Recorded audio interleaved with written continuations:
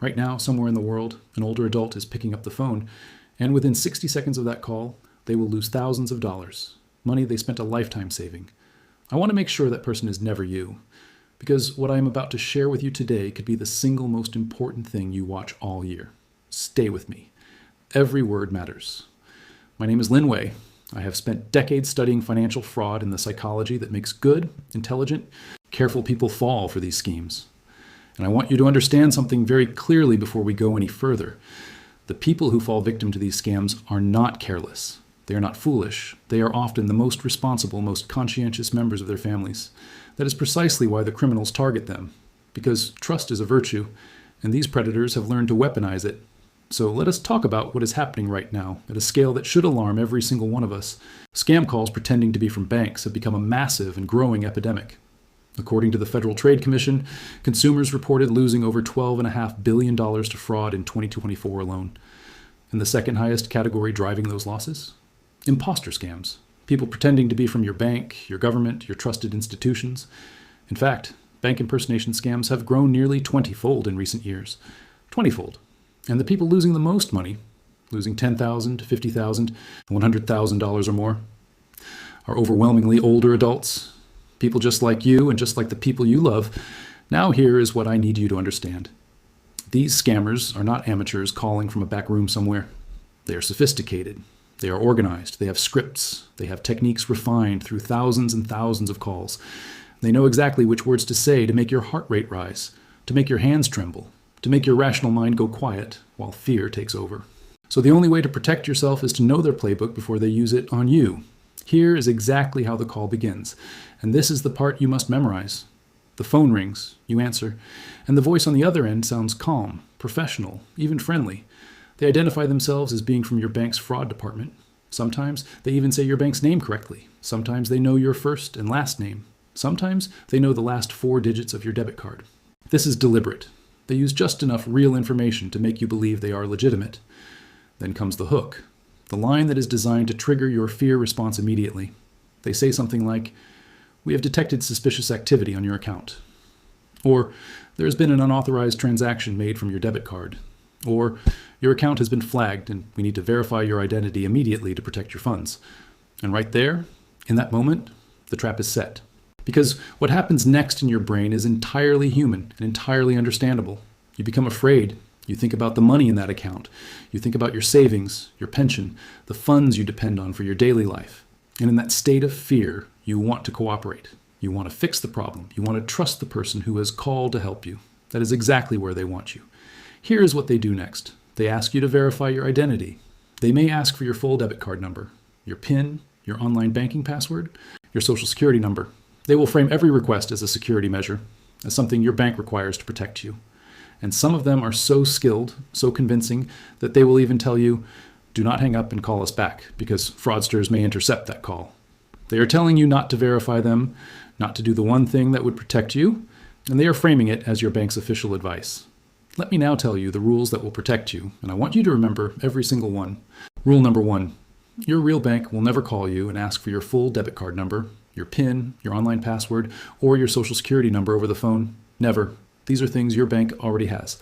A legitimate fraud department does not need you to read your card number back to them. The moment someone asks for those details, the call is a scam. Hang up immediately. Rule number 2, if you receive a call from someone claiming to be from your bank, hang up and then call your bank directly using the number printed on the back of your debit card or on your official bank statement. Not the number the caller gives you, not a number you search for quickly online. The number on your card. That is the only verified, safe contact number. Rule number 3, urgency is a weapon. When someone on a phone call makes you feel that you must act right now, this instant, without time to think or verify, that feeling of urgency is manufactured. It is designed. A real bank dealing with a real fraud situation will give you time to verify. A scammer will not. The pressure to act immediately is itself proof that something is wrong. Rule number 4, no legitimate bank, no government agency, no real law enforcement officer will ever instruct you to move your money to a safe account to protect it. This is one of the most dangerous lies in the scammer's playbook. There is no safe account they are sending your money to. There is only their account. Once that transfer is made, whether by wire, by cryptocurrency, by gift card, or by any other method, that money is gone. Rule number 5. Spoofed caller ID is real and it is common. The number that shows up on your phone when a scammer calls may look exactly like your bank's official number. Criminals have technology that allows them to display any phone number they choose. Do not trust caller ID alone. It proves nothing. Rule number 6. These schemes sometimes involve multiple callers. You may receive a first call from someone pretending to be your bank, and then a second call from someone pretending to be a government agency, the Social Security Administration, the Federal Trade Commission, even the police.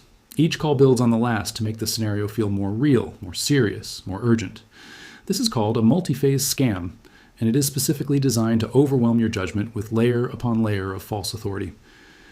If you ever receive a series of calls like this, stop everything, hang up, and call a trusted family member or your real bank. And I want to speak to you about something even more important than the tactics. I want to speak to you about shame. Because one of the most powerful weapons scammers have is not fear. It is the silence that follows. Many older adults who are victimized do not report it. They do not tell their family. They do not call the authorities.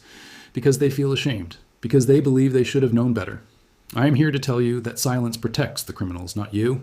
These scams are sophisticated precisely because they are designed to fool intelligent, careful people.